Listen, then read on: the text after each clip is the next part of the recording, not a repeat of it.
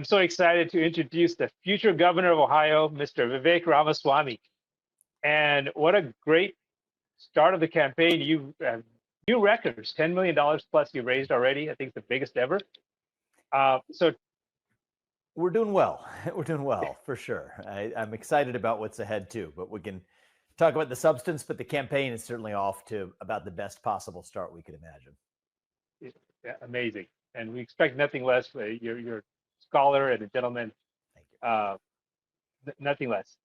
So let's start with, and this conference is about AI and blockchain. And so what is your vision for blockchain and AI for the state of Ohio?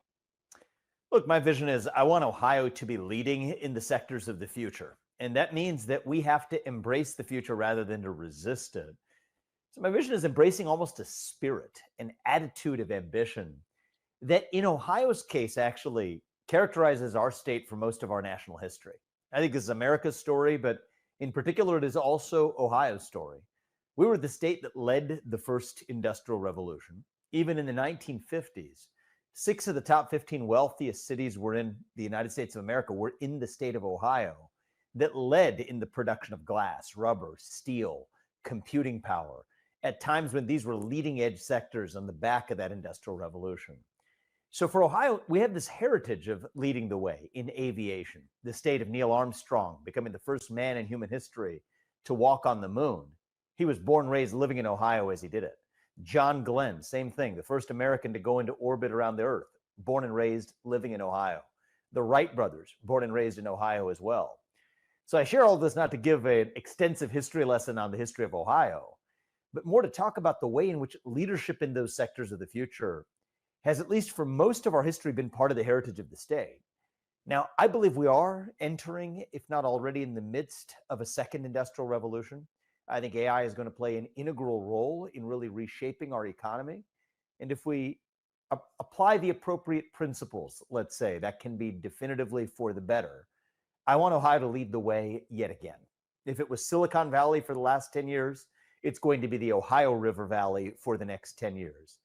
And that means we embrace the tides of change rather than resist it. Be the state where we embrace AI and automation, not to take old jobs, but to make new jobs through workforce training and education.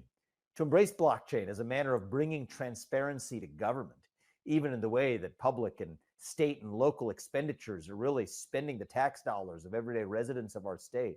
People deserve to see it. Put it on the blockchain. I think it's a suggestion I've long made, and if elected, will be in a position to hopefully implement. That's the way I want to use the tools of the future, not to displace or in any way replace the old ways of celebrating how we got to where we are, but to build on that, to lead our state to newer heights than we've ever seen. Amazing. So, obviously for a state to be effective, it has to work closely with the federal government.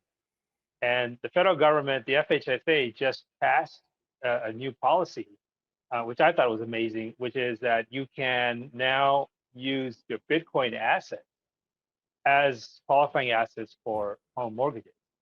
How do you see that? How do you see that as supporting Ohio, number one? And number two, do you think that they've gone too far or not far enough as far as promoting blockchain technology? Look, I think it's a step in the right direction. Absolutely. And it expands capital access. It expands access to the kind of capital that allows somebody to be able to own a home by respecting Bitcoin for what it is. It is an asset. And so there's no reason for us to anymore pretend like it's not. In fact, especially even as you see the federal government sitting on reserves and talking about continuing to build on strategic reserves of Bitcoin, it would make no sense for that same federal government to exclude Bitcoin from the list of eligible assets that somebody could potentially take leverage or borrow against. And so I think it's part of the catch-up process of basic common sense. So is it the end-all be-all solution? Of course not. But is it a step in the right direction? Absolutely. And I think we should celebrate every step in that right direction.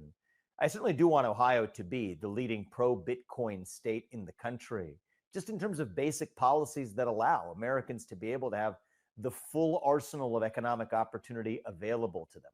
We can have an extensive discussion about some of the concerns that one might reasonably have about the national debt crisis, about the future role of whether the dollar is really going to be the reserve currency of the world in the future. I believe we've got to run our country in a way that makes sure that it is. But part of the way that we hold our own feet to the fire is also to have competition, to be able to hold ourselves to real standards of lasting value rather than just the vagaries of what the federal government decides on a given day to print money that isn't serving the next generation very well. And I do think that in this particular case, Bitcoin, which has obviously a finite supply, has effectively become mainstream. I think we should celebrate that. I think that's a good achievement.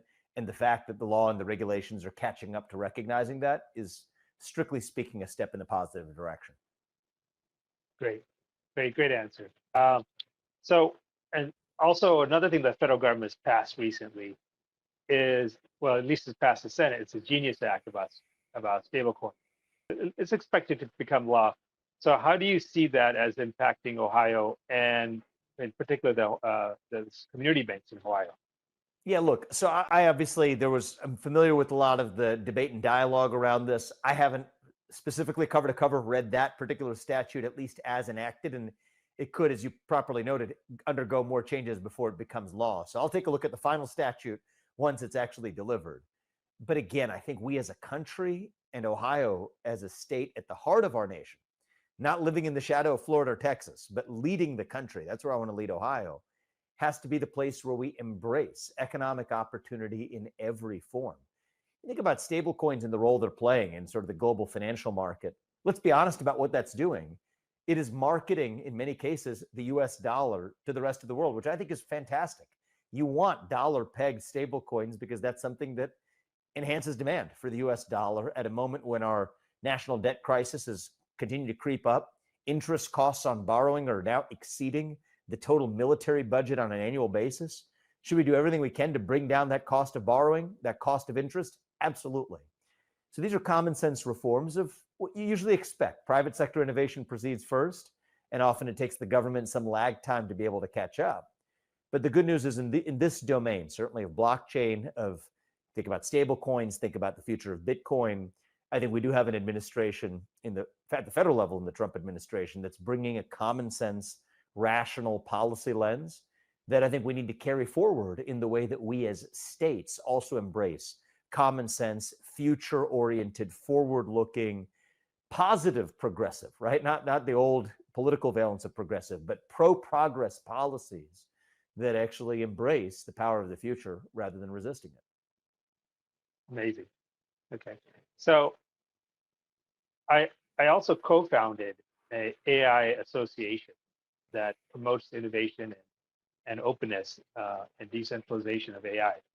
And in that process, recently in Texas, there was a bill passed for AI regulation, and they largely adopted the code of ethics that our association put forward. What kind of AI regulations do you see Ohio adopting, especially now in the tailwind of the new Deepfake Act that I think is a great act that passed, with almost complete support on both houses? What do you see the regulatory framework for AI in Ohio? Let's take a step back from what the regulatory framework is in one state or not and ask ourselves what the goals of future AI development ought to be. And I see both the greatest risk as well as opportunity in the development of future AI in what we might call alignment. The alignment of AI with pro-human, but also more particularly pro-American objectives. I think that is going to be the next frontier that we really care about. You look at some of the safety guardrails that we might be concerned about falling off the rails, at least in the first generation of what you might see from some of the other leading algorithms and the leading protocols, is whether or not that AI really misaligns its earned and emergent intelligence, misaligns with what the interests are of the people who created it. Or maybe those interests themselves were misaligned with what we might think of as American interests. So that, I think, is going to be the frontier, is how do we align AI with pro-human and in particular from an American perspective, pro-American interests. That should be the hallmark of what we aim to achieve. And then if you have that strategic goal, that sets the principles for what a regulatory framework might look like. Now, attitudinally, I'll just give you one small story from an Ohio teacher that she shared with me. This is one domain of where people have concerns about AI. It might sound trivial by way of example, but it's actually a good embodiment of the spirit that I think we need to embrace in ultimately embracing creation over restriction, but being sensible about the principles that we apply. So she's an 11th grade English teacher in Ohio, and she has a problem. She has a problem that AI has introduced for her.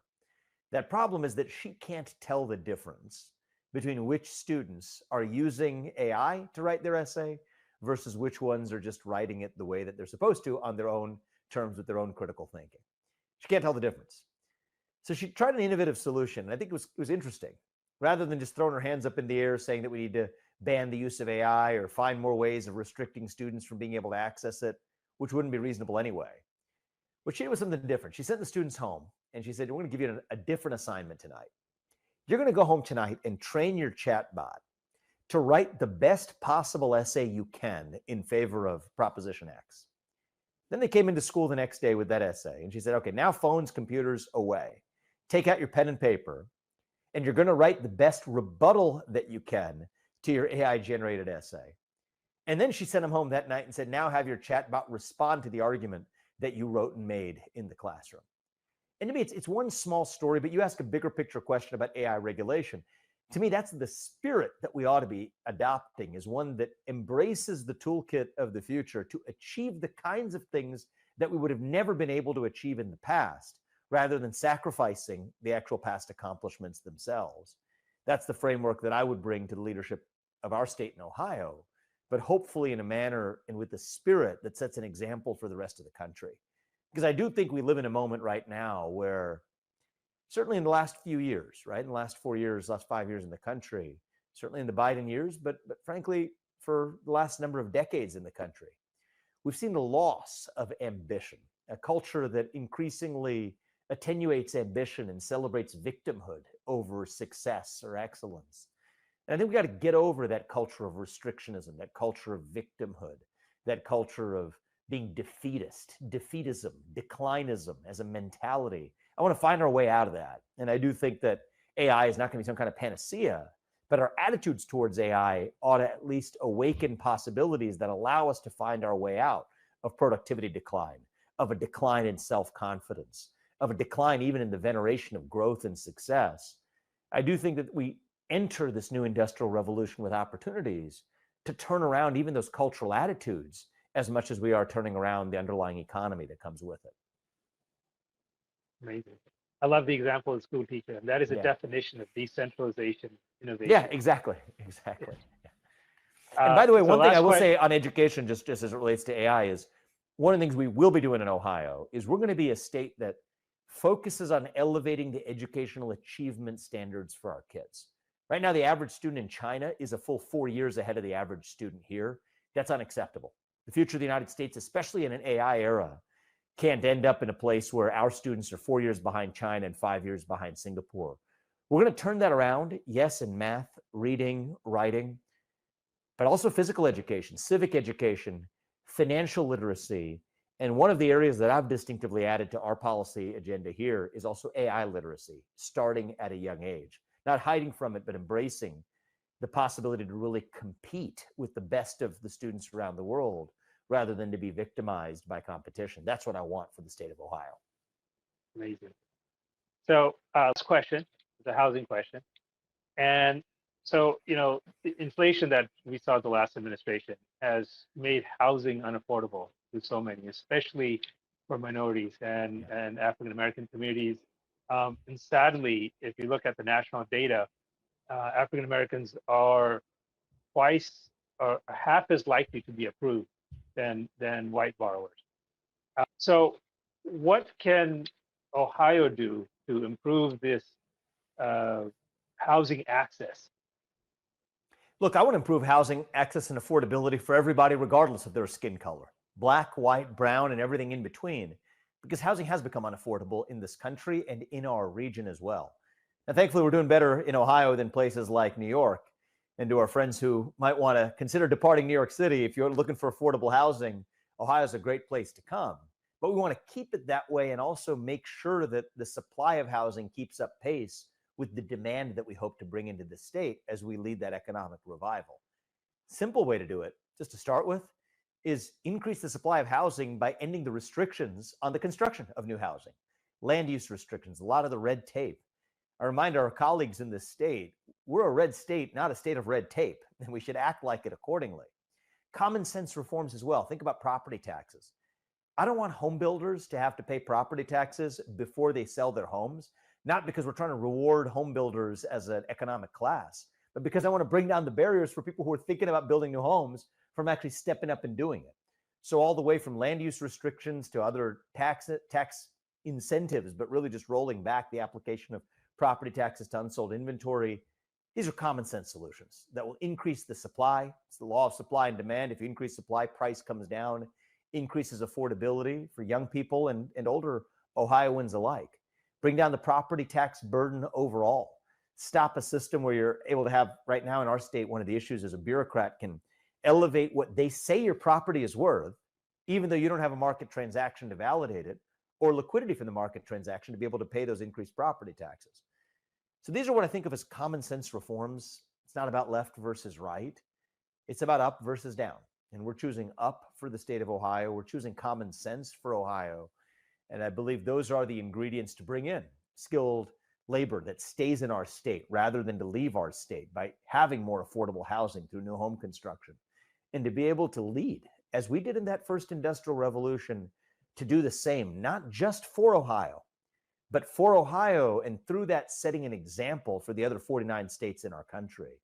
And I do think if we fix that educational achievement crisis, if we embrace economic growth instead of villainizing it, if we become really a part of a new leadership generation that for young Ohioans and young Americans, we create a culture where they're able to generate wealth through those added gains in productivity without having to rely on their federal government and the nanny state, to instead to be able to rely on themselves by generating wealth and building that wealth in an era of enhanced productivity with AI, financial literacy at a young age, participating in that stock market growth, get that snowball starting at a young age through the power of compounding and compound interest, what Albert Einstein called the most powerful force in the universe. Let's start that in a positive way that brings people together in Ohio. That's the way I hope to lead. And, with the help of great patriots across the country who are supporting us already. And we're grateful even for those in the room for their consideration of continued support of me in this campaign and this journey.